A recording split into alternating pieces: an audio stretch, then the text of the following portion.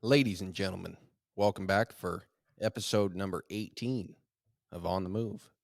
This week, Joe and I had our friend Kip Fladland on the podcast. It was a lot of fun. Kip means quite a bit to me. He's a guy who helped me out early on in my journey with this horsemanship, and I haven't had a lot of time to spend with him since then, but I've always kept an eye on him, and I look up to him quite a bit. So I was really glad when he agreed to do the podcast with us. And well, Joe, what do you think? He's quite a guy, huh? Yeah, man, Kip's awesome. He was really fun to talk to. Um, really kind of down to earth, easy guy to talk to as well, which is um, something I always appreciate.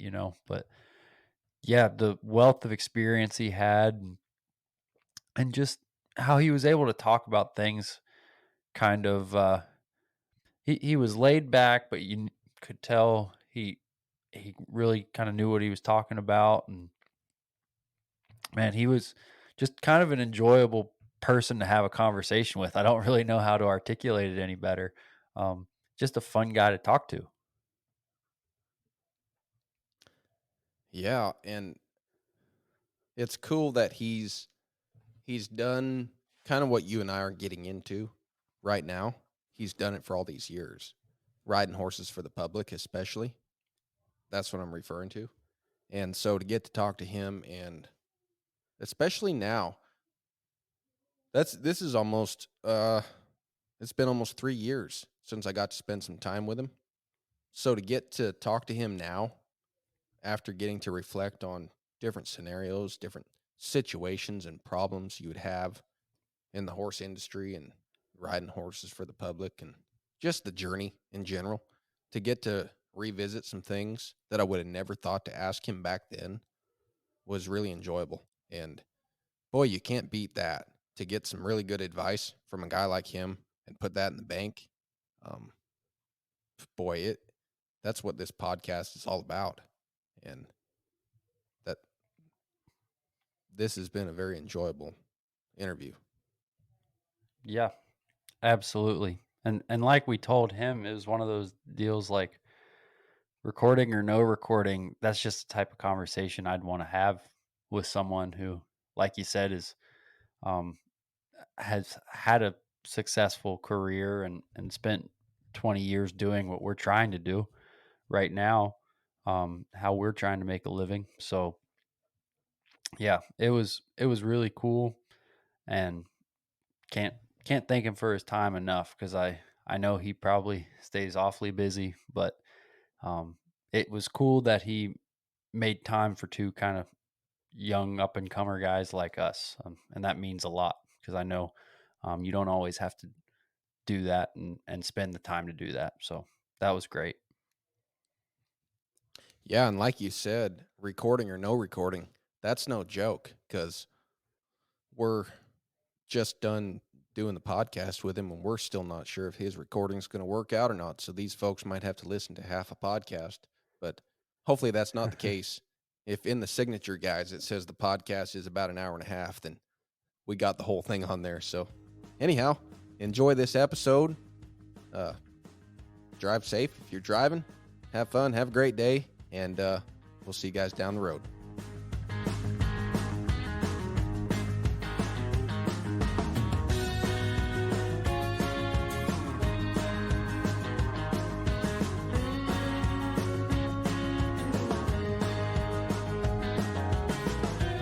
So when I watched previous podcasts of your guys, I had no video whatsoever. It was just the audio. Correct. We've posted a few of them to YouTube. Like recently, we put up our podcast with Buck. You might have seen that. I didn't. A lot of it that doesn't too mean is anything. yeah. So it's on YouTube now, and like this one here, God willing, if all the video's good, we'd love to put this on YouTube too. We'll see. It'll for sure come out on Tuesday as an audio version, and then whether we post some clips or we put it up as a video, it just depends. Yeah. I see. Okay. Well, no big deal. So you can just send me my modeling fees when you do it all. Absolutely. Yeah. We'll at least do something, maybe enough to cover the mustache wax, I guess. Well, that'll work. That'll be fine. So, because it's not cheap. Yeah, I bet. Oh. That's What kind do you use? Is there a certain brand you've kind of stuck with for a while? I tell you what, there's an outfit in Oregon that's called Oregon Wild Hair, and it has been really good wax for me. It lasts a long time. It's really easy to apply. It comes in a little tiny tin, so it's all good. So that's what I've been using for probably 10 years now. So, Shoot, so. Excuse my ignorance. good deal. I've never like known anyone who uses mustache wax. Is that when you say it lasts a long time? Is that like how far the can goes, or is that like when you apply it, it'll stick with you all day? Or yeah, kind of on a day-to-day basis. gotcha. Yeah, if I put wax in on Monday, and let's say I don't scrub my face in the shower with soap, Mm-hmm. I can still have a handlebar mustache that's waxed on Tuesday after a shower, even. Cool. So it's been good wax, so that's why I use it. Yeah. Well, the look suits you. Yeah. Well, I tell you, most people that know me now probably wouldn't know me without it, quite frankly, because I've had it for probably 25 years. So Very cool. yeah. So, Kip, where are you joining us from this evening? You're in Montana, right? Yeah, right here in my house, sitting at my desk. So, yep, just outside of Bozeman, Montana. Just outside of Bozeman, Montana. Yep. You guys get any snow flurries yet this year? We haven't had any snow here in the bottom yet, but there's, I think, 2 different weekends there was snow in the mountains around, but it only lasted a day or so. But we're supposed to get 2 to 3 inches here in town this weekend, and then they're supposed to get 6 to 8 inches up in the mountains. So, and it's time. The latter part of October, 1st November, we're damn sure getting snow in this country. So, but we've had a beautiful fall though. It's been, we've had 60 and 70 degree days, and we've had 2 hard frosts here at my house, and I sit at about 5,600 feet. So, but Good deal. And you said you're riding horses for the public now? yeah, I've been doing it now for 20 some years. Yeah. Gotcha. So you must enjoy it then if you stuck with it that long. well, I do. I told people years ago, and I still tell people this, I'd ride horses for free if I could find somebody to pay my bills, Yeah. because I like it that much. I mean, I crave getting out of bed in the morning. Excuse me. I crave getting out of bed in the morning because I know what I'm going to get to do. So, Yeah. yeah. That's awesome. But- As someone who just kind of made the career switch to doing that full time, if I'm still doing this 20 years from now, I hope I still have that kind of zeal about it. So it's pretty awesome. Well, let me just tell you this, Joe, a word of advice. You're going to go through some pretty big ebbs and flows where everything just went right that day and things are great and your horses did well and you're feeling good. And the next day it's going to crash and burn and you're going to want to sell your saddle and kill all the horses that you've been riding. Don't do it though. Okay. It'll get better. Trust me. I've had not so much anymore, but the first 4 or 5 years I was doing it, I had a lot of days where I'd be done riding horses at 5:30, 6 o'clock at night, and I'd sit on the edge of the corral and bawl like a baby until well after dark because the day sucked so bad. And then the next day it was like a brand new day. It started over and everything went good and it was all fine. But there's definitely ebbs and flows to it without a doubt. So Yeah. That makes sense. Anything you're going to pursue for that long a time is probably similar, I'd imagine. Oh yeah, things level out, and you kind of, one thing you'll kind of probably face at times if you're like me at all, that you kind of get in a rut on maybe doing something particular or doing something in the same order or whatever. So just keep that in the back of your mind. Try not to get in that little bit of a rut, particularly if you ride a lot of horses by yourself. Yeah. If you're riding horses with 2 or 3 other guys or something like that, or you got friends coming over, maybe you're helping somebody with a horse or whatever, you tend not to do that. But if you ride by yourself day after day, you'll end up getting in a rut, and that can be hard to get out of once in a while. So That makes just sense. one more thing to keep in mind. Yeah. I'll just remember that and everything else. Yeah, there you go. Yeah. Yeah. Just like Buck says, remember everything I said and you'll be good to go. So Absolutely. yeah. So, yeah, this is going to be really fun to dive into all this. And before we get too deep, Kip, we ought to maybe you can tell people a little bit about who you are, because we have a lot of different listeners, and I think some of our listeners are going to know who you are and some might not. And you've had kind of a cool life so far, a cool journey into this. And I guess, yeah. just kind of maybe you could highlight who you are and what you've done, and then we can get into some of that stuff. And Sure. Well, I was born and raised in Montana. Went to college here at MSU in Bozeman, Montana State University. Got a BS degree in animal production, livestock management, which is totally antiquated now because technology has advanced so much. So it's no more than a piece of paper for me, but it's something that I finished. So that's a good thing. And I paid for it in full. Thank you very much. Unlike all the lazy bastards now that are getting deferments on their loans and all that stuff through our nice federal government. But anyway, then I actually was working for an outfit when I was a kid, cleaning stalls and mowing lawns and all kind of stuff. And that fella and his wife both knew and went to college with Brannaman. And Kevin had been to quite a few of Buck's clinics and was definitely using the Ray Hunt method to start colts and all that kind of stuff. They showed horses for the public in the AQHA world. So that was kind of my first introduction to this style of horsemanship, if you will, was back in 1985. And then when I graduated from high school, I had no intentions of going to college, but I was working on a ranch in central Montana, and the girlfriend I had at the time apparently sent my name into Montana State, and the boss found out that I got accepted to college, and he told me he was going to fire me if I didn't go to college. And I was like, well, that's no big deal. I'll just go down the road, get another ranch job. And he's like, no. He's like, I know a few people, and you won't be able to get a ranch job in the state of Montana. And I was like, you're kind of full of shit, Jerry. I didn't tell him that, but that's what I was thinking. So anyway, I did end up coming to college. Long story short, a 4-year degree in 7.5 years. yeah, what do you think his reasoning was?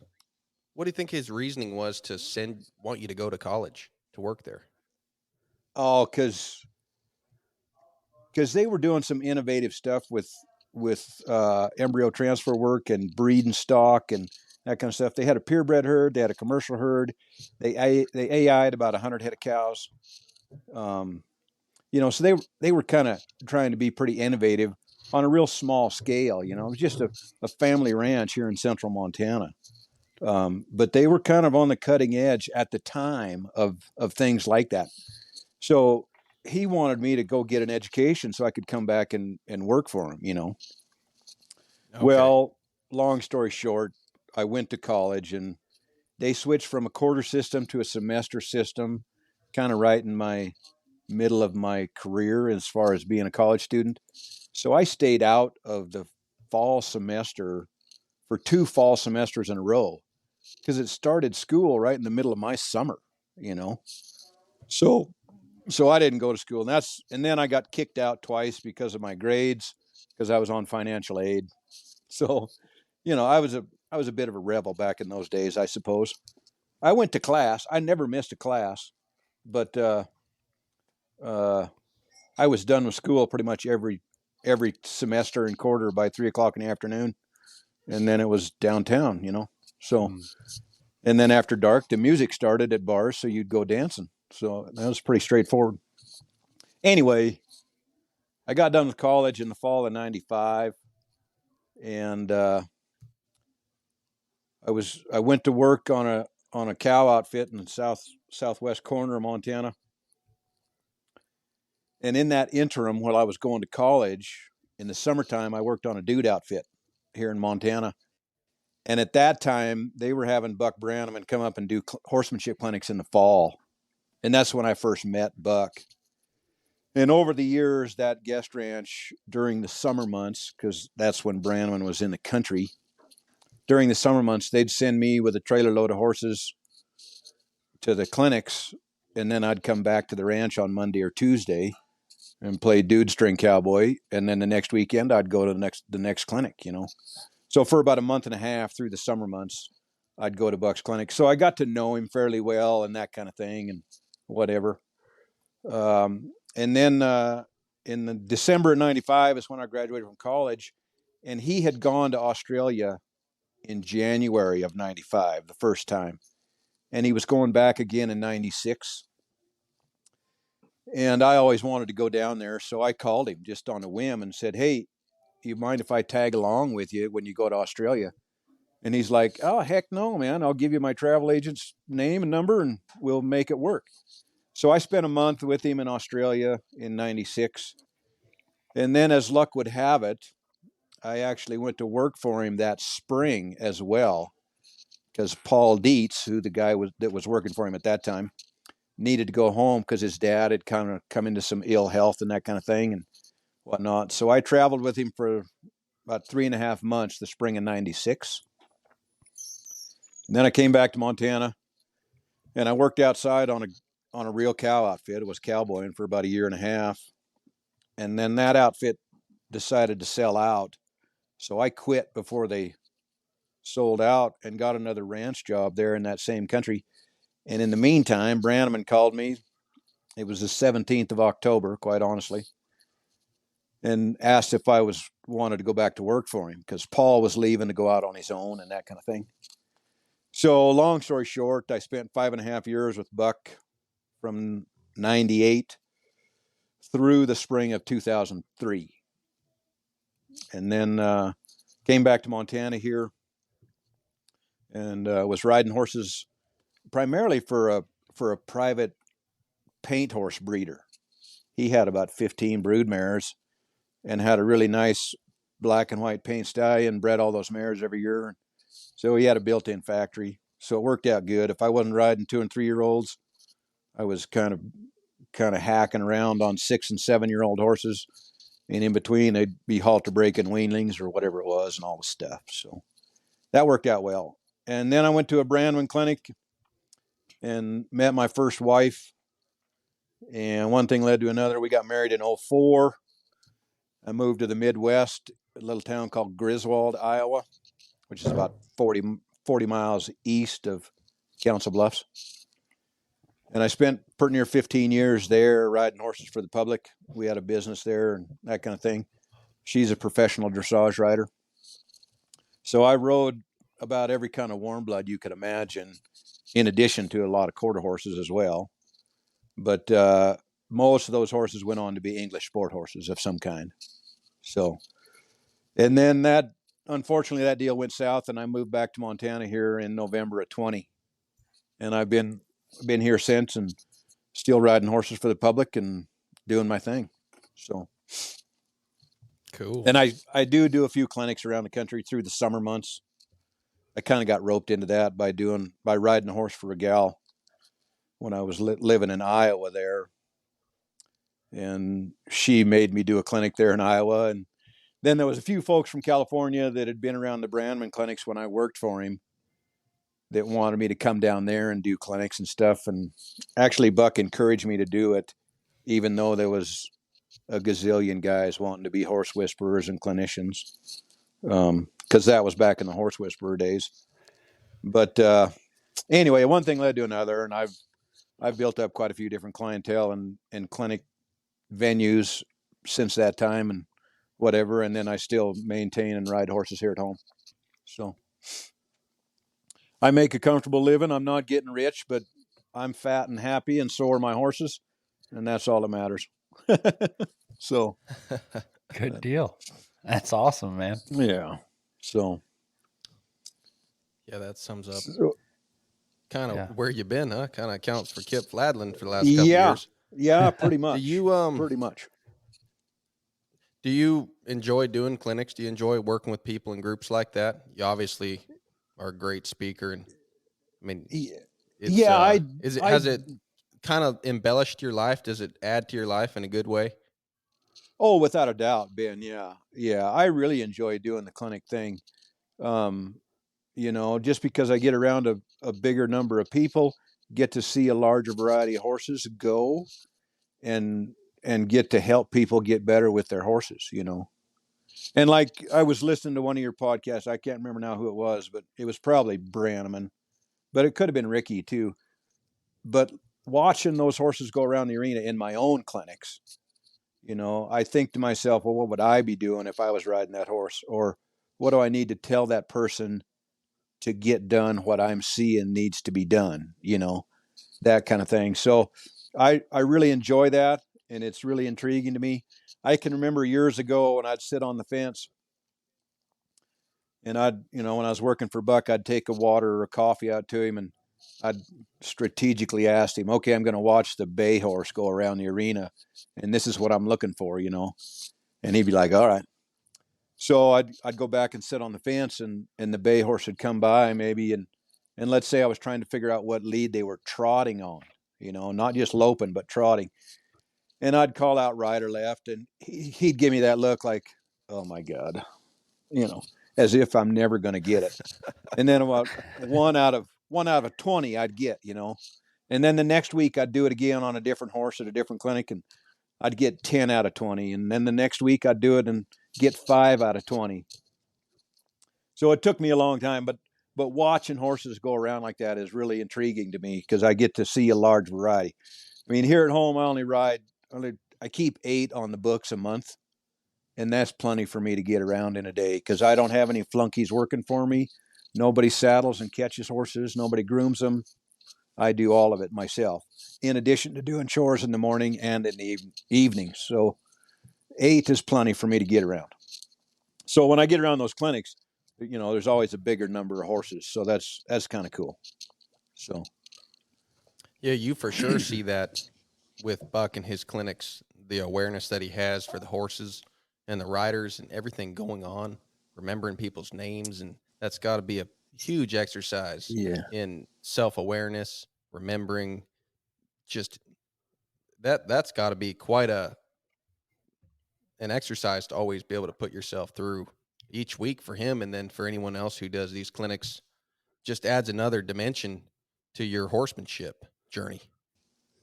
yeah, there's quite a bit going on. Typically, I mean, my clinic deal isn't even half of what Brannaman's is, of course, but I mean, I get anywhere from 12 to 15, 20 riders maybe if I'm lucky.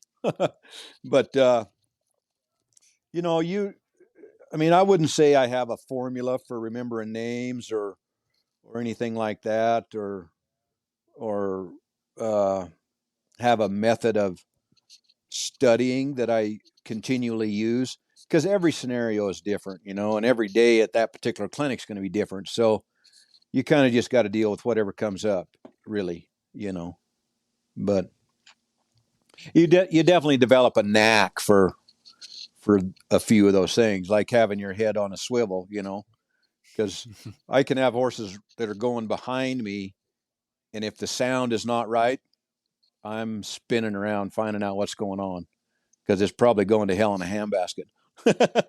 So, Yeah. but you develop that kind of stuff over time, so that's not Mm. really a big deal. But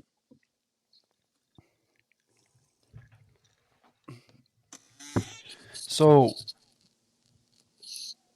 this might be a little bit of a cliche question. But with all that and, given your background being kind of a ranch cowboy and everything, um, what, I don't know, the way you talk about it, um, you hear a lot of people talk about this stuff and it's like there's this moment where they decide to change up what they're doing and then they're going to kind of embrace the like Ray Hunt style of horsemanship. But it sounds like you were almost like around that from the beginning, really. Oh, no, not at all, Joe. Oh, Not at okay. all. When I was a kid, and you can edit this part out of the podcast later on. When I was a kid, it was totally normal to tie up a hind foot, put a blindfold on, put a saddle on.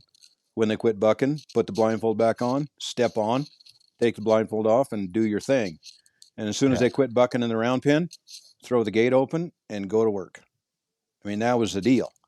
I didn't get on this what everybody knows now as the Ray Hunt, Buck Brannaman style horsemanship stuff. I didn't really get onto that until I ended up going to that dude outfit, and I was 19 years old. Yeah. But I've been riding horses for a lot longer than that and whatnot, and come to find out, barely getting by.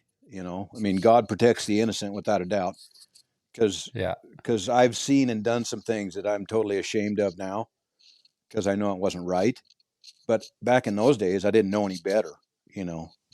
So, but when I literally, the second day I saw Brannaman, Sunday was the day he arrived at that guest ranch, and Monday was the first day of the clinic. Well, when he showed up on Sunday, I was not impressed. He looked like a GQ cowboy that just stepped out of a Marlboro magazine ad, And I'm like, oh, this is going to suck. I remember turning to my best friend and saying, have fun. I'm going to take dude rides all week. But then the very next morning, I watched him catch his horses, and he did things with his horse bareback in a halter, riding it from the corral where we were keeping him up to his horse trailer, which was probably 100 yards up a slight slope with basketball-sized boulders scattered out all over. I mean, you couldn't have rode a straight line if you wanted to. And he did things with that horse bareback in a halter that I'd never seen before. And looking back now, roll the hind, bring the front through, lift up on the rein, the horse bridled up, got a soft feel.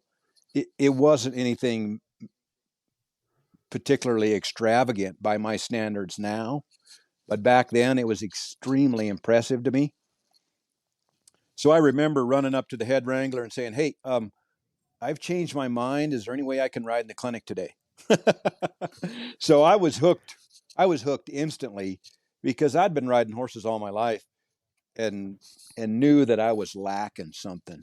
Because like I say, I'd never seen anybody do that with a horse. Now, I didn't grow up on a big ranch or anything like that, but I've been riding horses my whole life, and had worked on some ranches, and branded calves and gathered cattle in the fall and took cows to grass and all that kind of stuff, and been around at the time what I thought were cowboys. Come to find out, they were just ranch guys that rode horses because it facilitated the deal, you know. So, but when I first saw Buck ride that horse back to his trailer, um, that got me hooked right off, and I've been chasing it ever since. So, and that was the fall of '91. So, Gotcha. That's awesome. Yeah. It's funny how people have, it seems like anyone who's pursued this for any amount of time has a story like that. oh, without a doubt, yeah, I totally agree. Yeah, yeah. I mean, and anybody that pursues a passion of some kind has probably got that.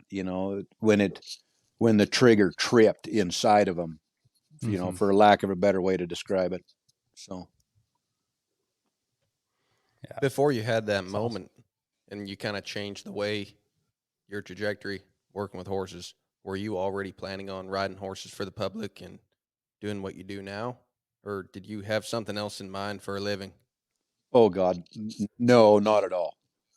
No, no, I wanted to go be a cowboy. No, yeah, I mean, even after I graduated from college, I mean, having a piece of paper and supposedly being educated and all that kind of stuff, I just wanted to go be a cowboy, and I still want to be a cowboy.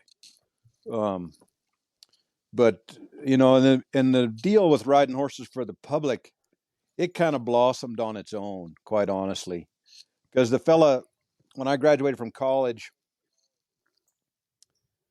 the place that I worked on, he had a few horses and that kind of thing, and I was riding them. And then he kind of let me ride a few for the public of his friends, you know, and that kind of thing. So that kind of opened that up. And then I went to work, back to work for Brannaman. And the only reason I quit traveling and working for Buck is because I wanted to go out and perpetuate the skills that I had learned for longer than the 3 months in the wintertime. So that was the only reason I quit working for Buck. Is because I wanted to ride horses for longer than 3.5 months in the winter.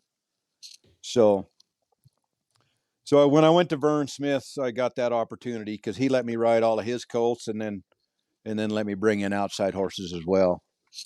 And that's kind of how it blossomed into doing the clinic thing. You know, I'd ridden a few horses for the public, and those people wanted help, and you know, they begged and pleaded, and I said, look, I'm not going to be a clinician. I don't want anything part of that. Because back in those days, it was like, you know, being an ambulance chaser lawyer or, you know, a used car salesman. Not too many people look up to those kind of professions. So I didn't want to be a horse clinician at all. But these folks in Iowa really wanted me to help them with their horses. And then a couple of gals from California called me, and they had been around me when I worked for Buck. And they wanted me to come to California and do clinics. And I'm like, man, I don't want to, you know. So actually the one gal called Brannaman and said, hey, can you talk to Kip about coming to California to do a clinic? And he was like, well, I guess so, yeah. And I actually called him about it before he called me. And I asked him, I said, what do you think? And he goes, you'll do fine. Go ahead. No big deal. So that's kind of how the clinic thing came to be as well. It was just kind of by happenstance, really. So, but I had no intentions of being a clinician. And the only reason I got to riding horses for the public is because I had worked for Buck for those 5 years, you know. So that's kind of how it all came about. And it's been good to me. Hell, I've traveled the world doing it. I mean, I've been to Canada, been to Germany, been to Holland, been to Australia twice now. You know, so I've been all over the United States. So it's all good. You know, I enjoy it. So, yeah. That's great.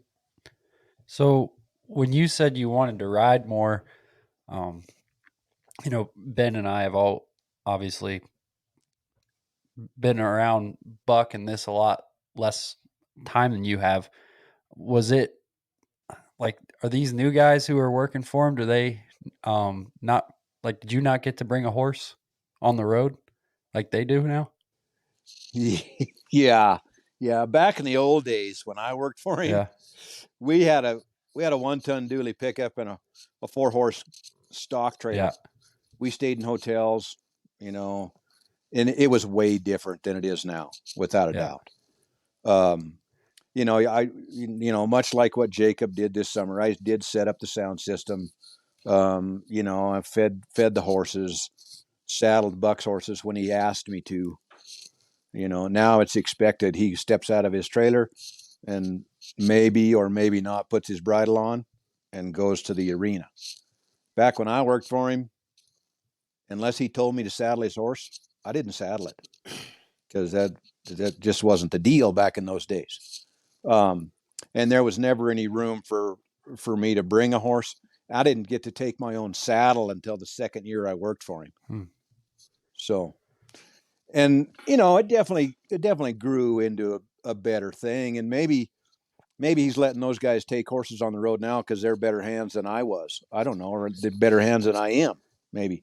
But the big reason was back in those days there just wasn't room. It just didn't accommodate extra horses. But you know, by the third year that I'd worked for him, he was turning me loose on a lot of horses. I got to ride a lot of horses in the clinics. And, you know, that last year I worked for him, it was pretty much standard procedure. I'd take my saddle to the arena fence first thing in the morning and just wait. And he'd be like, Kip. And I'm like, I'm on it.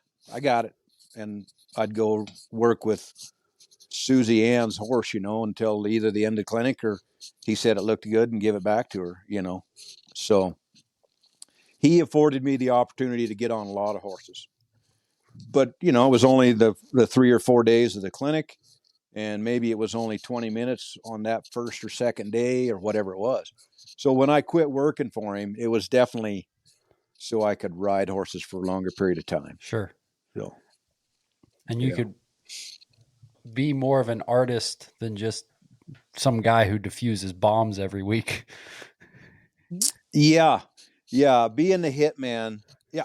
I don't want to say it got old, because I still would enjoy that. If I showed up at a Brannaman clinic next week and he said, Kip, get your saddle, I'd be all over it without a doubt.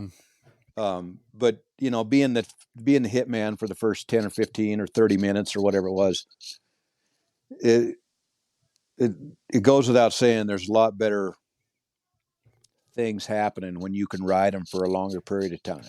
Absolutely. So time is the gift. Yeah, timing, we'll say. Cool. So that's basically all I wanted you to say is these young guys, they don't know how good they have it now. Well, there's no doubt they work their ass off. Don't get me wrong. They do work because, of course, but yeah, they got it pretty cush compared to what I did, because Brannaman had a bag phone in the truck. That was before handheld cell phones ever come out. The brick in a bag, that's what we had in the truck. Well, it only worked in certain places, literally. So there was a lot of days I'd spent an entire day on the hotel room telephone, plugged into the wall with a rotary dial on it in some hotels. That's well before you guys were around. But calling the next town to make the hotel arrangements, calling the next feed store to make sure they had feed for us, calling the next vet to make sure the paperwork on the horses was all up to snuff, calling the mechanic shop somewhere if we needed anything done with the truck or trailer or whatever. I scheduled and did all that stuff. I mean, the only thing I didn't do for Brannaman was take care of his personal laundry or pay for supper. that was it. I did everything else, and nowadays those guys can sit on their phone and in 20 minutes have things lined up across the country, But back when I worked for him, you didn't have that choice. You had to sit in the hotel room and hopefully be able to get a hold of everybody you needed to get a hold of. So yeah, gosh, that must be a logistical nightmare trying to figure all that out. It wasn't that big a deal, but when you first get into it, it seems overwhelming. Yeah. But if you do it for 9 months out of the year for 5 years, it's not so bad. I got you. That's cool, man. That's stuff that honestly wouldn't have even occurred to me just growing up in a different time period, Yeah, of course. Yeah. Yep. Yeah, the technology thing has changed so much now, I mean, like doing the iPod thing and playing the music at the clinics and that kind of stuff. We didn't have any of that stuff going on when I worked for him. They didn't even have that stuff, So don't get me wrong, I enjoyed having the music, but it wasn't like that when I worked for him. Did you guys have music back in the day? Which is all right. Oh yeah, we had a 11-disc CD changer underneath the seat in the truck. Oh. So we could listen to hours of music without interruption of any kind, but it was on a CD player in the back seat of the truck, Gotcha. I mean, but there wasn't any music in the arena or anything like that during the warm up or at lunchtime or nothing like that. Yeah. No. Which is a staple now. Oh yeah. He doesn't even come to the arena unless he can hear the music playing, So it's like WWE, they're playing him in. Oh yeah. Oh, definitely. Yep. So, but did he have a hobby back then? What was he doing then during the week? He The big deal that he got onto when I worked for him was the fly fishing thing, probably. Everywhere we went, particularly through the summer months, it was, on days off, he'd spend it fly fishing. So whether we were in upstate Michigan, here in Montana, Wyoming, Colorado, he, I don't think he fly fished at all in California. Just maybe in one or two places in Arizona. But in Michigan, like I say, Montana, Idaho, or Montana, Wyoming, and Colorado, they were pretty big fishing places. But that's where he was in the summertime, so it kind of fit. But that was his big outlet back in those days. He didn't get onto the golf thing till well after I had left him. So, did you ever get into fly fishing some? Oh, I fly fished a little bit when I when I was a kid, but I never went fishing with him because I knew that was kind of his time, because like I say, back in those days, we were in a pickup together, in a hotel room together, ate 3 meals a day together, all that kind of stuff. So there was a few times where I was like, you know what, you go do your fishing thing. I'll see you when you get back. So it was kind of his way to decompress, so to speak. Yeah. That makes sense. Well, so you talk about all this traveling, and when I first got around the whole Brannaman clinic deal, seemed really exciting. Traveling around, you watch the documentary, you just think, man, you want to be like Buck.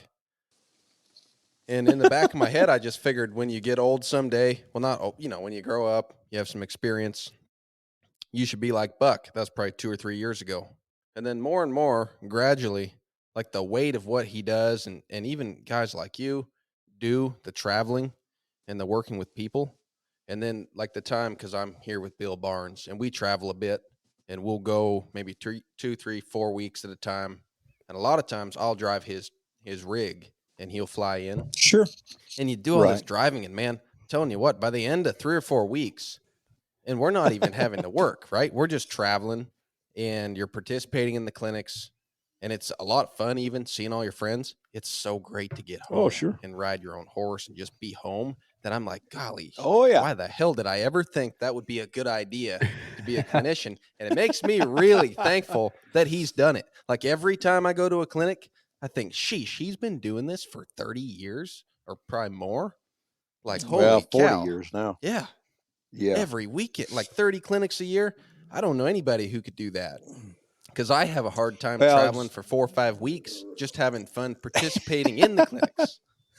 Right. And I don't think I'd have that appreciation without doing some of that traveling and going and watching all the time. And you just think, wow, that's a labor of love.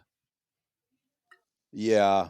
Yeah. Without a doubt. I mean, some people would probably say it's a sickness, quite frankly, but there's, and like you have found, there's definitely a thrill to be able to travel around and get to see the country. And like you say, see all your friends at the clinic and all that kind of stuff. But it takes a special person to do it day in and day out, year after year. And let's not forget that when I worked for him, we left home on the 3rd or the 5th of February.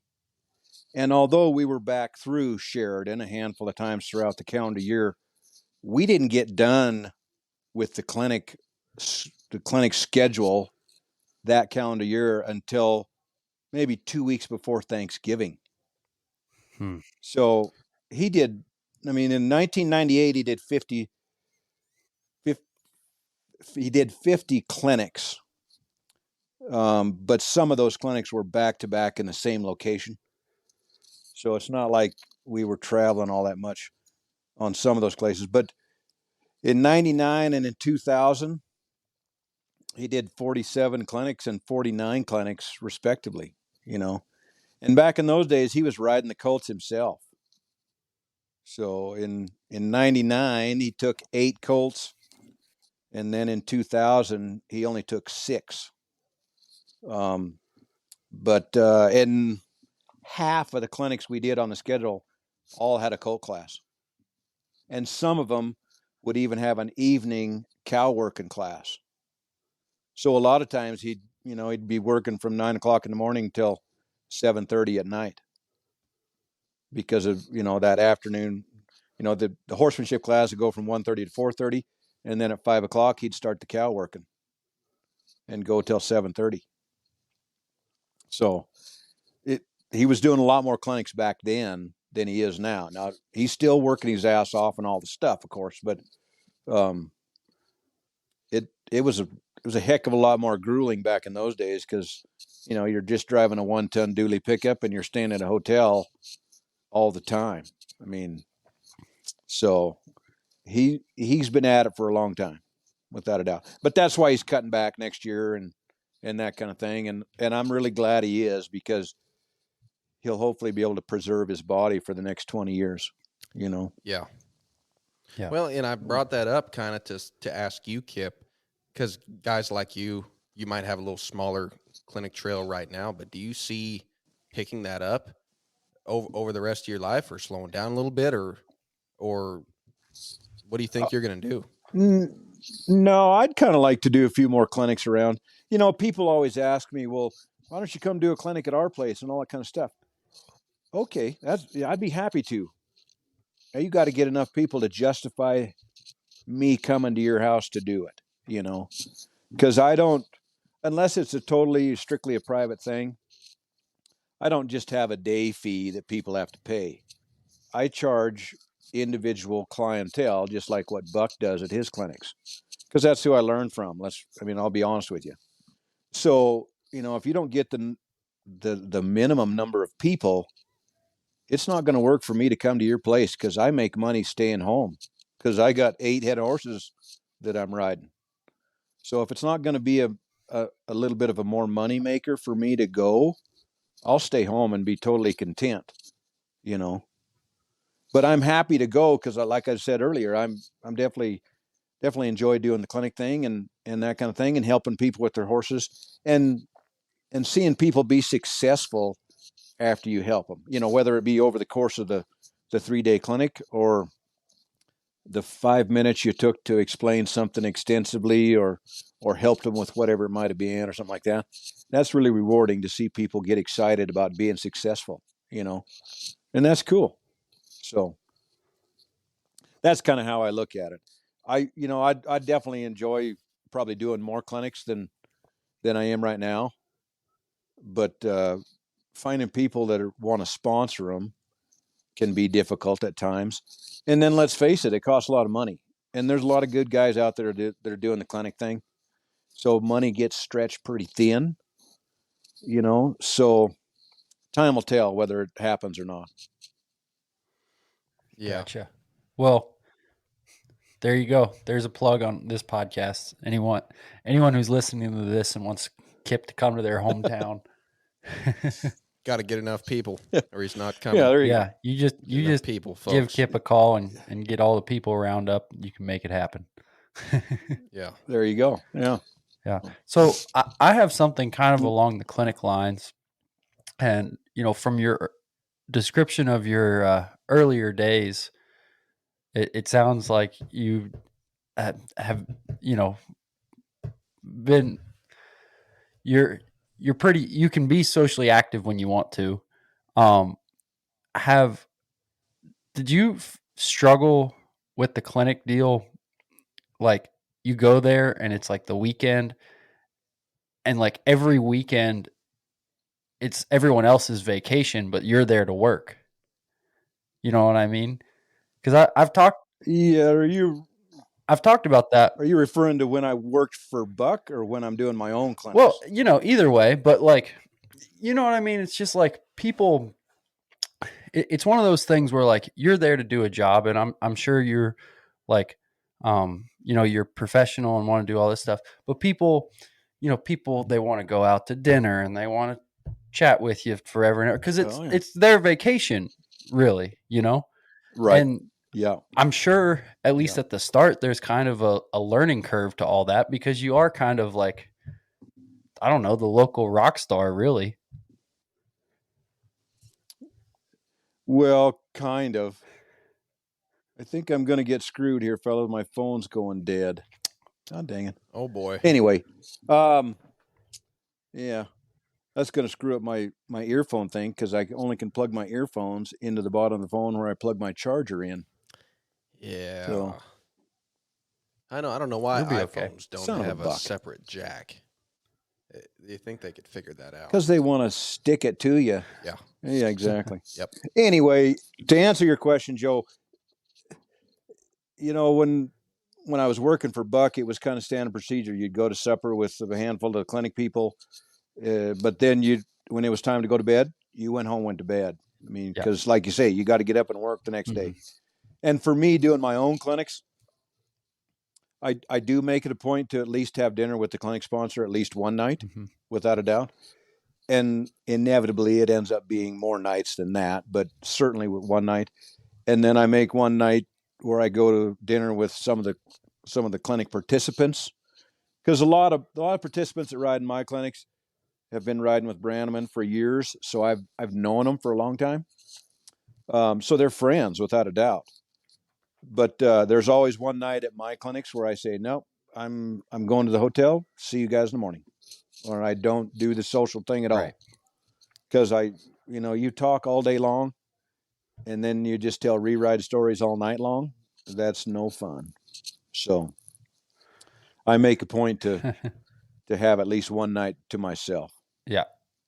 So yeah, I don't blame you. Yeah.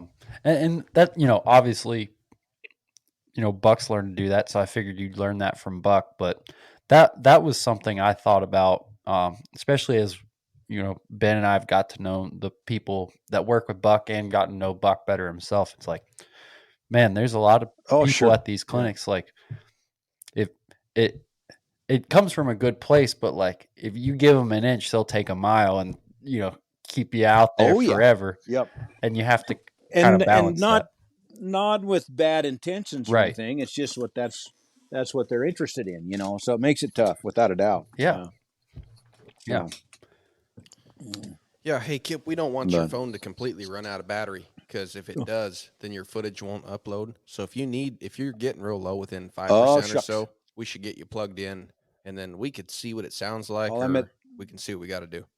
I'm at 19% right now, but I could plug it in and find out what it's going to do. Okay. I got my cord right here. No problem. Give it a whirl. So I'll unplug and see what happens. Okay. So there, I can hear you guys. Can you hear me? Yeah. We can hear you. Yeah, we can hear you. It's not going to be as good a quality, obviously. Yeah, I think it'll be all right as long as your phone doesn't get scratched or bumped or move too much. Yeah. Should be. It honestly doesn't sound that much worse than with the headphones in. So, no, I think that'll be fine. Well, you guys will have to figure it out when you edit it, your deal or whatever. So. Yeah, I think your voice even has a little more resonance to it. It's nice. Yeah, I'm sure we're good. All right. Well, no big deal. All right. Here's a question while I'm thinking about it. What's that painting behind you? That is a painting by a friend of mine named Moni Heil. Okay. That's her artist name. Her real name is actually, that is her real name, but her married name is Moni Howard. She and Steve Howard sponsor the Eagle, Colorado clinics. Gotcha. Of trucks. And that's Brannaman and a horse named Stedman that he rode years ago, that Moni painted of Buck and Stedman there at Sheridan at Buck's place. And a horse client and a dear friend of mine bought that painting from Moni and then gifted it to me. Oh, that's cool. So it's kind of the centerpiece of artwork here in my house. So that's awesome. Yeah. That's terrific, man. Yeah, I got 2 or 3 big pictures like that. So yeah, it's kind of cool. So. Gotcha. I remember from being around you, Kip, that you had a lot of gear. You had a lot of nice tack. Are you one of those guys? Or do you use every bit of it, or do you have some of it that you're kind of saving for later on and you're stocking it while they're making it before, we lose some of these makers that we've had for years? No, I use every bit of it. Yeah. People ask me all the time, well, do you braid rawhide or, do you work leather or whatever, kind of a cowboy thing. And I'm like, yeah, I can braid, but I wouldn't want to show you. And not making it. So I got some nice gear. Not as much as I'd like to have, but I got some. Yeah. Yeah, I thought about that the other day. Yeah, I like doing projects and I'd love to learn all the skills, but I like having things made by other people. And if I had stuff all made by myself, I would just look at it and see the mistakes. But at least if I can see someone Really? else's work, it's art. Their mistake is art. It's beautiful. Right. My mistake is going to bug the crap out of me every time I look at it. Oh, yeah. Yeah. So I got a couple of get down ropes that I braided years ago and that kind of thing, real simple stuff, but pretty much everything I have is made by somebody else. I still got the first McCarty I ever had, and it was literally a chunk of rope that I cut from the spool of rope at the hardware store. Because I grew up riding with split reins. I never saw a McCarty in my life till first time I saw Buck Brannaman, and I thought, well, I better get one of those because look how good he is, So, but I still have that McCarty. I would never show it to anybody. So, Yeah, that reminds me of my first McCarty, and I can say it on here because I don't think my dad listens to this, but I went.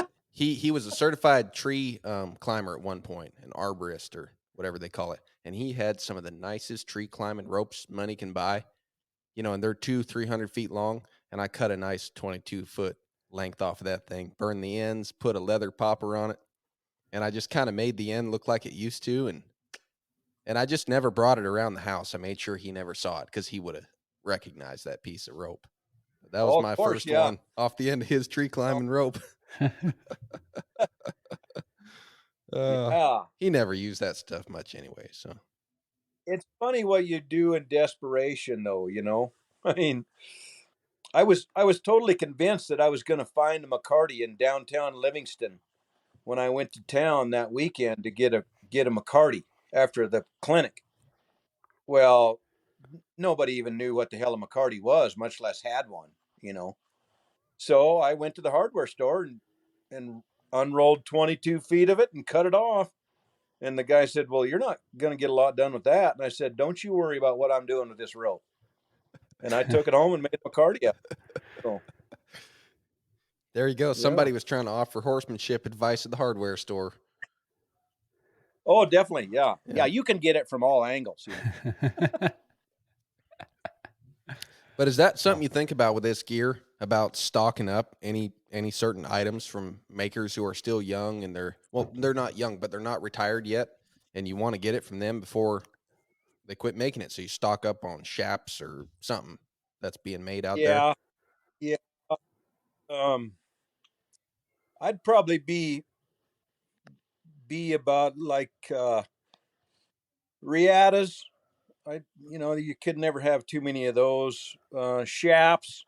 Although most of the shaps I have, I actually wear all of them, and they're all at about the same stage of wear. But I know where I can get more pretty readily, so I'm not too concerned about that. Yeah. But saddles, collect saddles. Although I don't go to every custom saddle maker in the world just to get one of theirs. I pretty much stick to 2 or 3 different guys, quite honestly. And if I could afford it, I'd have a whole string of Ernie Marsh bridle bits, but I can't afford that, so I don't have that. But everything I got, I pretty much. So I wouldn't say I stockpile any of it, but I have some extra Riatas, and they're pretty nice ropes. So, but I'll be using them before too long. So Yeah. Good deal. Any gear that I buy or procure and then don't use, I'm not that way. And I'm not a good guy to trade with. I don't trade my stuff. Like I said, I still got the first McCarty I ever had. Well, to some extent, it's got some sentimental value to it. It's only a $25 piece of rope, but you couldn't buy it for me for $250 just because of the sentimental thing, But I don't trade well either. Yeah. I'd happily pay you for it, but I'll trade you something that I have because I probably worked pretty hard to get all the crap I got, and all the other stuff cost me a hell of a lot of money, so I'm not going to trade it. So, Hmm. so consequently, I'm a collector, Yeah. without a doubt. But it's all good. When I die, somebody's going to be able to make a hell of a lot of money selling all my crap. So, Yeah, well, I'm going to come to that sale, guaranteed, if I'm still Yeah, no walking. kidding. yeah. Here's something I want to ask you, because there's a lot of people I could ask this to, but I never have, so I'll get a definitive answer, hopefully. Is there a certain level a horse should be at, traditionally, before you pack a riata on your saddle?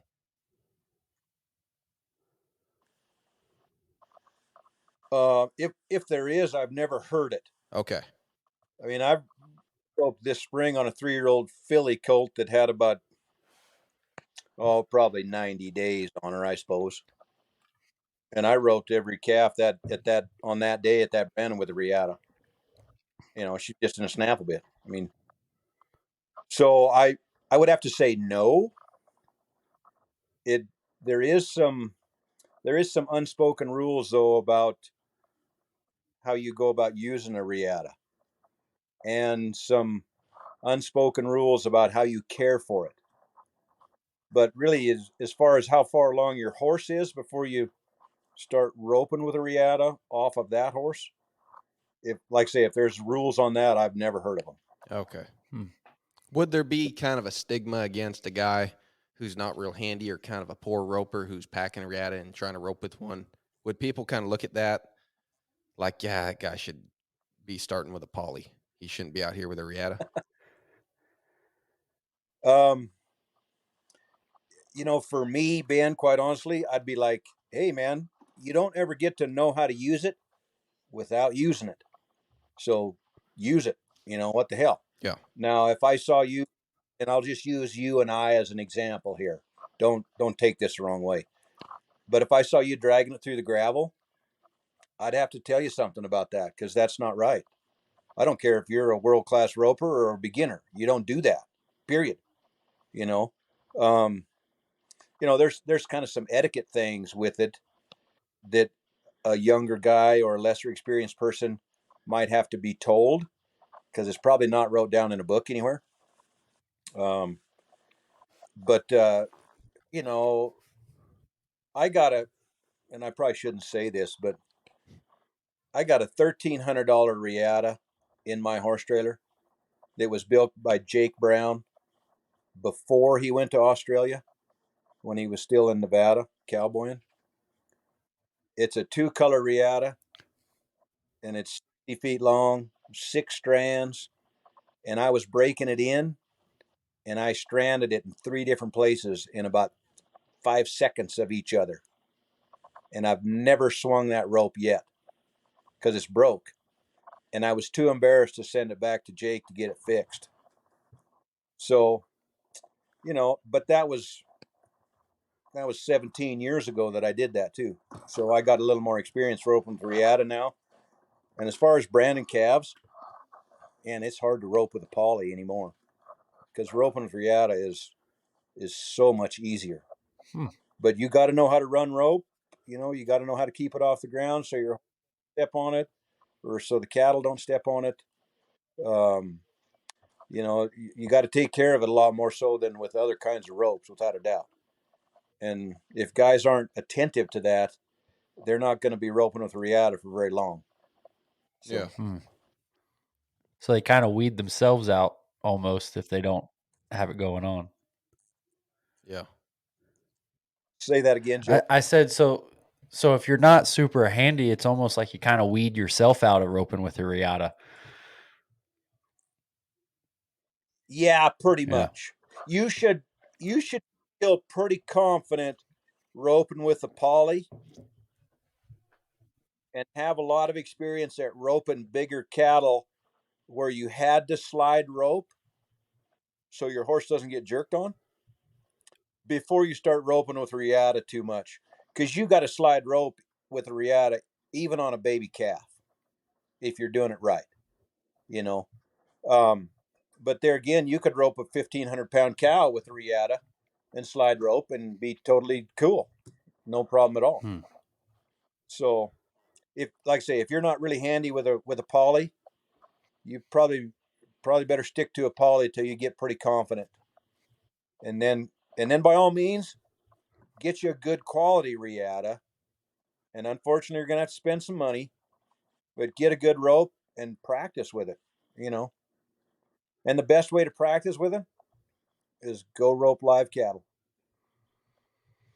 So you can get them broke in by running them through, the drilled holes on a fence post or a tree or whatever, or all that kind of stuff. And, the old timers say, oh, you got to have a pepper tree to do that. Or, you got to rub it with beef tallow, or you got to rub it with raw beef liver, or, you got to treat it with this wax or that cream or whatever it is.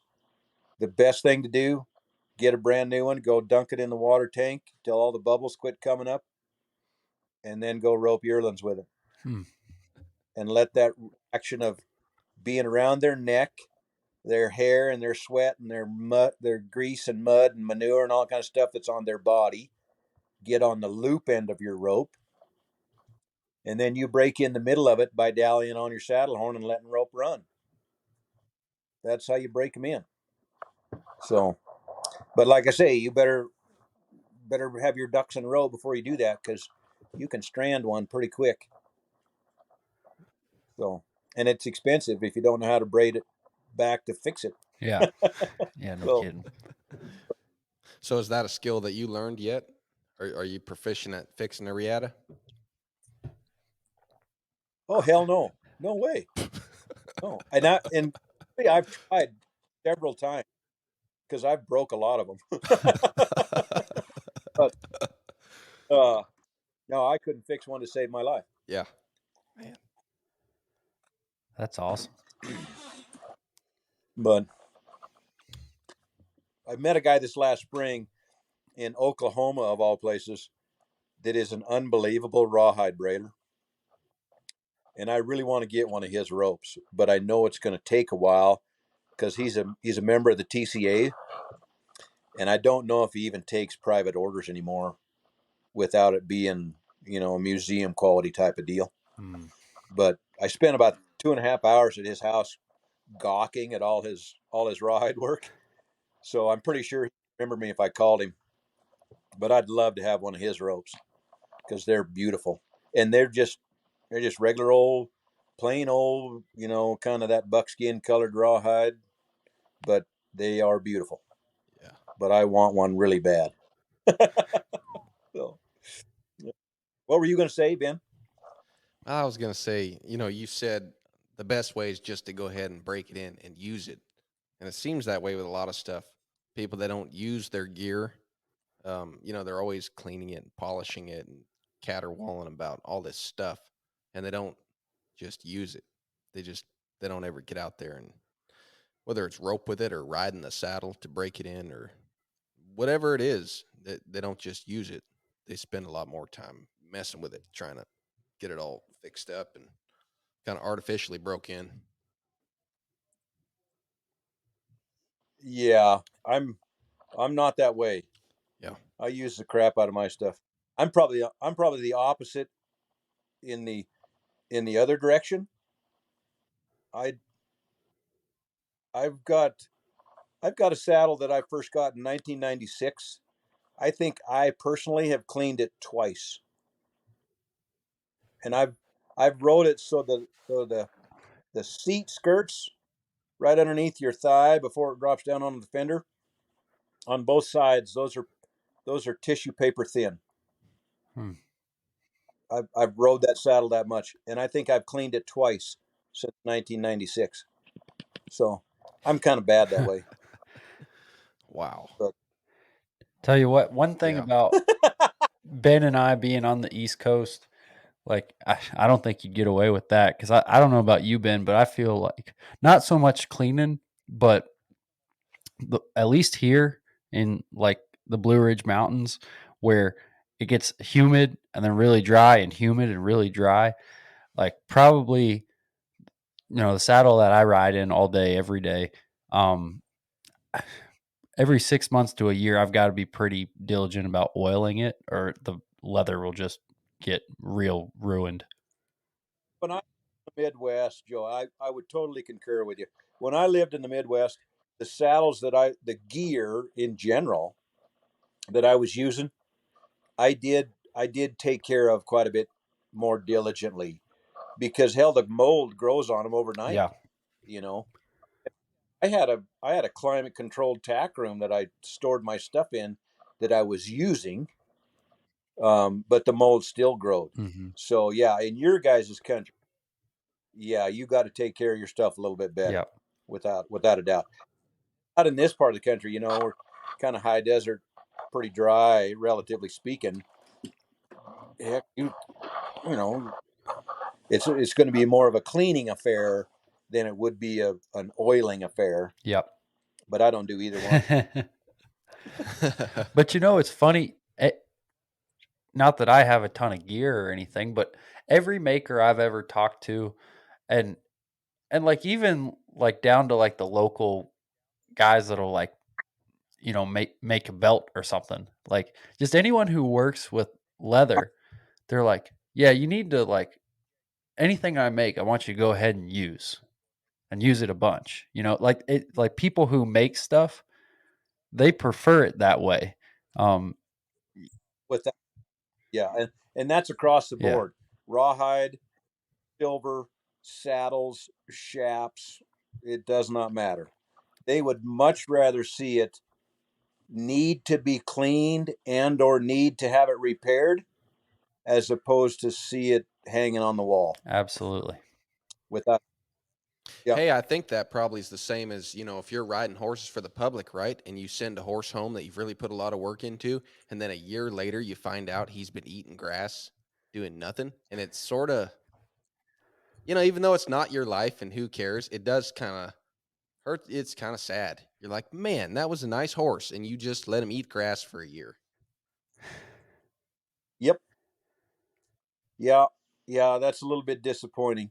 Unfortunately, though, that's another one of those hoops that you got to be able to willing to get through.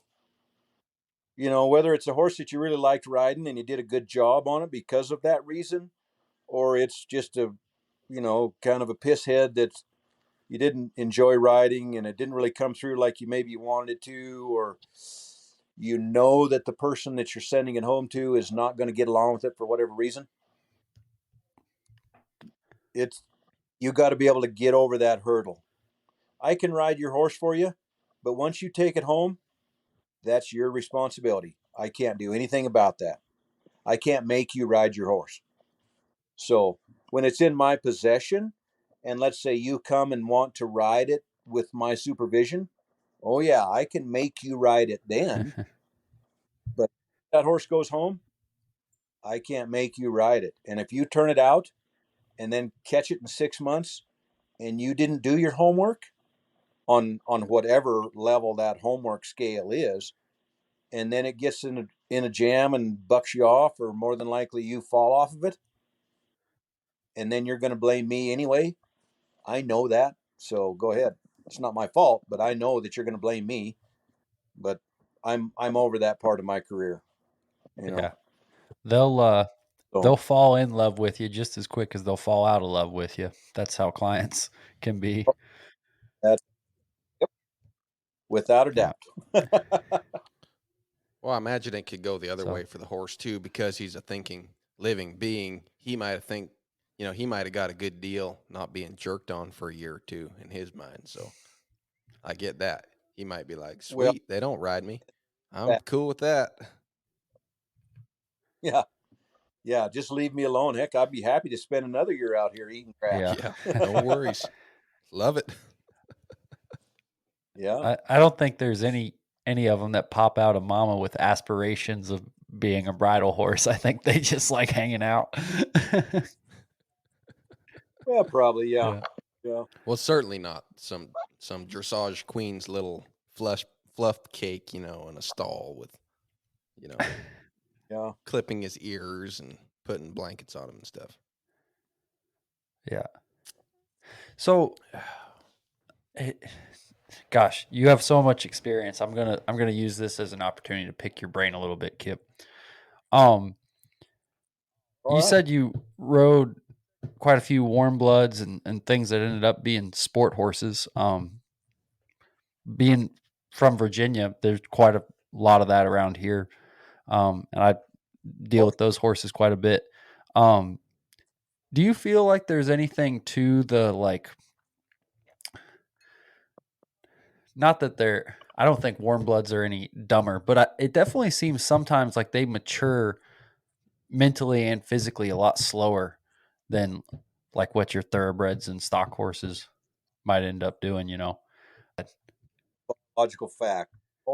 Most warm bloods mentally and physically mature later in life than a smaller type frame horse, whether it's a thoroughbred, quarter horse, an Arab, anything like that.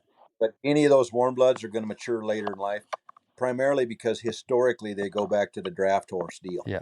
You know.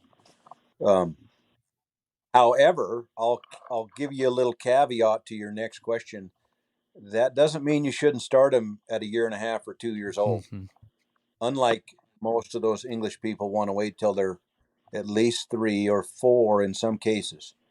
Well, that's fine, but you find somebody else to start them because by then they're 3 and weigh 1,400 pounds, and they have experience at being a dipshit on the end of the halter row, and they're no fun to play with. So I got one of those this summer. It was a 4-year-old Hanoverian that they wanted halter broke and then started. And I was just looking up at this horse like, holy crap. yeah, those kind of stuff. Yeah. This mountain of an animal. I'm gonna teach it to get its hindquarters, I'm like, golly, this might take a little while. Yeah. Yep. So yeah, but I definitely because I've started several warm bloods, and it's not that they're bad horses or anything like that, but it is like it's almost like they still do have like the baby brain almost, like you just like, and obviously Yep. I'm sure part of it is me, but like if I'm the constant and you have like I'm starting like 2 quarter horses, 2 thoroughbreds, and a warm blood. That warm blood, I can feel like I'm doing like setting up a lot of the same stuff, and like every day I have to basically reteach him what's going on, and then the other horses, they're like, yeah, we're kind of moving on down the line. Yeah. Yep. Yeah. That's standard. Yep. That's how it is. And that's what I figured, but you present to the warm blood every single day for twice as long as you would have any of those other horses. And then maybe one day it'll click, but on that same day there'll be 3 or 4 things click for that warm blood colt, where you might notice that you're only getting one thing to click per day with those other horses. That it's kind of it kind of seems to be that way. You work your ass off on all of them, and relatively speaking, you're trying to do your best riding them all the same, considering maybe they're all at the same place in their education. You'll think, man, this warm blood is dumb as a post. It hasn't learned a thing, and I've been riding it for 30 days. And then all of a sudden, you got it in the bag. It can do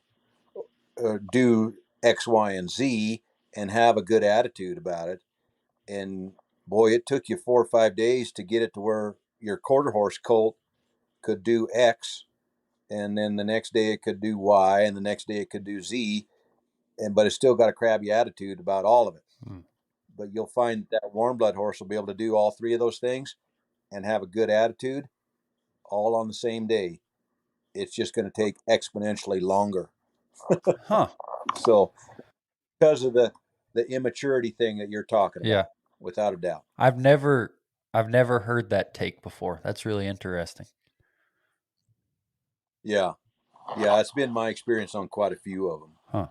and I've a billion of them. Let me tell you. Yeah. I mean, for 2000 from 2006 till 2020, the 8 horses that I averaged on a monthly basis, 6 of them were warm bloods, carte blanche across the board, year round. Huh. So I've rode a few warm. That's a lot of getting on from the fence. Oh yeah. Well, I got around because I could fit them. You get them up to on the fence, and then it makes it a hell of a lot easier. Yeah. Yeah. Yeah. Absolutely. That's cool. Yeah, I've never heard that take, but it does kind of make sense because um they might not be as sharp mentally, but gosh, it does seem like they're all kind of just big puppy dogs. Like they have that like draft, like almost like Labrador retriever demeanor a lot of the times. Yeah. If they haven't been screwed up by somebody either unknowingly or actually attempting to do a good job and then not doing it, if they haven't been screwed up in the halter, or if they haven't been screwed up by somebody else trying to get them rode, they weren't bad horses. If people always ask me, well, you've been riding horses for the public for how many ever years? How many of the horses that you've ridden for the public would you like to have as your own personal horses? Well, quite frankly, I can think of 4 right off the top of my head, and 3 of them are warm bloods. And I want a cowboy. Yeah. But 3 of them are warm. And whether I was just lucky or just happened circumstances or whatever, those 3 particular warm bloods that I'm thinking of were damn nice cow horses when I was done riding. Now they've all gone dressage horses, and 2 of those horses have had pretty big successful careers on the dressage thing. But right off the top of my head, the first 4 horses I would pick, 3 of them are warm blood horses. That's cool. That's really interesting to me. Yeah, and I wouldn't ride them absolutely any differently than I would, the backyard weekend warrior person, or if I was riding horses for some cow outfit to make cowboy ranch type horses out of them. I didn't ride the warm bloods any different whatsoever. Right. Yeah, in my part of the world, there's quite a few gated horses.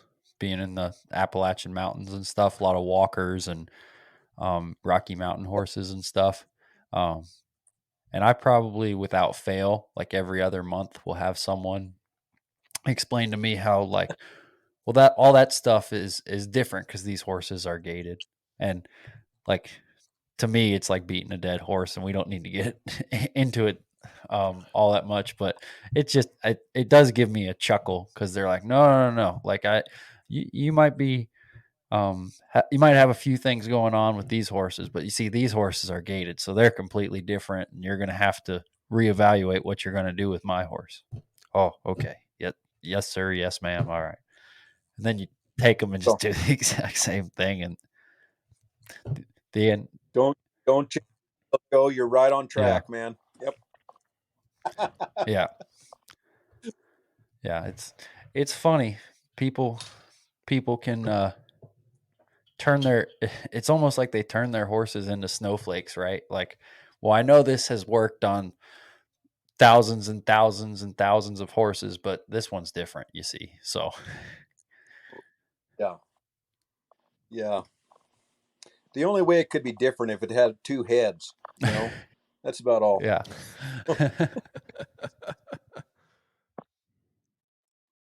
Kip, I want to ask you a question. When you're riding horses for the public, now I'm sure you don't change your standard for how you work with horses and what you expect, but when you're riding horses for other people and you have that in mind, is there something you change versus the way you would ride horses for yourself? Something you think about or work with, build in there with someone else riding that horse in mind, and most likely that person not being as handy as you are, or maybe going to get in a dangerous situation down the road, or going to try to show him or do something totally outside the realm of what you'd want to do with one of your horses, and you keep that in mind. And how does that translate to the way you work with that horse, if it does at all? Between riding one for the public and riding one for myself, the only thing I might concentrate more so on is getting the basics as far as halter work goes, i.e., groundwork, and the basics under saddle. You know, a one rein stop, being able to step the front quarters through one front foot at a time and have that soft feel getting to their feet. And then probably being able to ride them with a flag with absolutely no twitch whatsoever in them.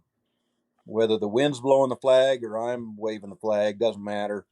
And getting a rope around them, you know, because to get those horses gentle and to have the very rudimentary basics on the halter rope and under saddle, that's going to be your saving grace, without a doubt. Because, like, for me, I got a horse here that I've been riding, and I don't own the horse, but the lady that owns it probably will never take possession of it. Is that Canute? So I've rode that horse. Yeah, exactly. Yeah, that roan gelding. Yeah. Yeah, I've rode the horse as if it was going to be mine for the rest of my life, or the rest of his life. So that horse is maybe a little bit lighter to the leg. And now, just because of how long I've been riding one on, now he's totally cool with everything. I mean, I don't know if you could get him in trouble, quite frankly. But when I first started riding him, I probably didn't sack him out as good as I could have, or as good as I know I needed to do. But the only reason I did that is, or didn't do that, is because I knew it was going to be mine. You know, that I was going to ride him. So, you know, on those public horses, you have no idea what kind of gear they're going to use, what kind of terrain they're going to ride in, what they're actually going to do, and all that kind of stuff. So you're trying to cover your bases as extensively as you can. Well, because you have, let's admit it, you're on a time frame, whether it be the 60 or 90 days you're riding that horse, or you're only on him for an hour every day because you got 6 or 7 other ones standing around doing nothing, you know. So the time frame that you're on, you're a little bit restricted by that. So you got to get all your ducks in a row to make a really solid horse for that person you're going to send it home to, because you have no idea what they're going to end up doing with it. Just like you were saying, you know, whether they're an experienced rider or not, whether they're, you know, have aspirations to show that horse in whatever, or have aspirations to let it eat grass in the pasture for a year, you know. So getting your basics on the end of the halter rope and under the saddle is a huge deal, without a doubt. So, and some advice that I got from Brannaman when I quit working for him and went out on my own, I asked him point blank. I said, so you kind of know my ability. I'm going to go home and ride horses for the public. What do I need to know? What do I need to do? And he said, well, there's 2 things. Don't be a horse trainer. And I was like, what? Isn't this what we're doing here? That's kind of the objective. What the hell are you talking about? And he said, you get them gentle, like you've come to learn how to do, and you ride them to make them gentle. You leave the training part up to whoever is going to be the next rider. And his point, of course, was don't try to make that horse something that he isn't, and don't try to put on a bunch of fancy movement on the horse, because 9 times out of 10, Joe Client, no offense, Joe, but Mr. Client is not going to do any of that fancy stuff anyway. So it doesn't matter. Mhm. Get the horse. And the second thing he said was never lie about the number of rides you got on it. So that's kind of the deal. And I've stuck to that pretty heavy. Like I say, if I know it's going to be my colt, there'd probably be some things I'd let slide only because of my confidence and experience. But as far as a public horse goes, and I cross my T's and I dot my I's for damn sure. Thanks, Kip. I'm going to put that in the bank because every little bit helps. And I ride a few for other people, and every one of them, I learned something new. But it's not just with horses; it's with things like this, with coming away from Oh, it, going, well, the next person, I'm going to treat them better or different. Or I had something recently where I had a phone call that I missed, and then I got a voicemail from a guy, and it seemed like it would have been a cool horse to ride, and I didn't call him back. I thought, well, I'll call him back tomorrow. Then I'll call him back tomorrow. Called him back about 4 days later. He had found a new trainer, and yeah, I don't really care about riding everybody's horse, but I thought, that's something where I probably, if I did it there, I'm doing it in other areas of my life, and I need to get more on the ball. Because it's not the end of the world that I missed out riding some horse, but maybe I'm missing out on some other things that I'm thinking, I'll do it tomorrow. I'll do it tomorrow. And then you keep doing that and you do it next week or next month or maybe never at all. And that's never something get I it. would not have seen Yeah, maybe till years down the road if not for dealing with people all the time, like I'm in the position to now. yeah, yeah. I'm pretty diligent about responding to my horse clientele. Pretty short order, you know. Um, I don't like doing the email thing. So I mean, I'll answer emails pretty promptly, but I don't like doing it. And unlike a lot of guys that don't carry a cell phone with them when they're riding, I do. So you could call me literally from 6 o'clock in the morning till 10 o'clock at night, and I will answer the phone. Period. Unless I'm engaged at supper or something like that. Yeah. But just on a 9 times you call me, I'm going to answer it. And the reason is for exact the reason that you just commented on. It might be somebody wanting me to ride a horse, and it might be somebody telling me I won the lottery. So when you're in business for yourself, you got to answer the phone if that's how people get a hold of you. So that's just a part of the deal. Yeah, I So appreciate that, man, because there's some people, Joe and I talk about this sometime, but there's some people that you try to get a hold of. And like when you get to where we are, which is like very at the bottom of the the lineup of who's important, but you're like just inside of that window where now you're the deal in your own little realm and you got to get shit done sometimes. So you got to call somebody and they don't answer their phone. And then they don't answer their phone and then it's like yeah, 4 or 5 days later and you notice that. And then you call a guy who's pretty important and he answers his phone and you're like, I like that guy. Call him again a couple weeks later, he answers. You're like, I like him even more. And you start to in your mind get a little list of the guys who answer the phone and the guys who don't. yeah, yeah, without a doubt. I mean, and the only reason I do it that way is because when I first got my cell phone, the first cell phone I ever got, that was the only telephone that I had, and I lived in a little apartment on the end of an indoor arena, and it only worked if I was standing outside or if I was sitting on a horse in the middle of the arena. That's the only place I could actually get service. So when the phone rang, I'd run out, like if I was in the house there in my little apartment, I'd run out in the middle of the parking lot in front of the horse barn and stand there in the middle of the barnyard talking on the phone. But that's when people knew how to get a hold of me, after dark on the weekdays. So that's what I had to do. So consequently, I've just developed that habit or got into that habit of answering the phone. And nowadays, with everybody's got a cell phone. I mean, I don't even know anybody that actually has a landline phone anymore. But every one of those cell phones have caller ID, so you know who's calling. So you can either choose to answer it or not. Well, unless it says spam or I don't recognize your number or your name's not in my contacts, I don't answer it. But if your name came up, Ben, I'd answer it every time. Just because, if you're calling me, it must be something that you need or got a question or whatever. Well, I'm happy to visit with you. It's not that big of a deal. I read something the other day from Charlie Russell, the famous cowboy artist in Montana here. Yeah. Nobody is important enough to be important.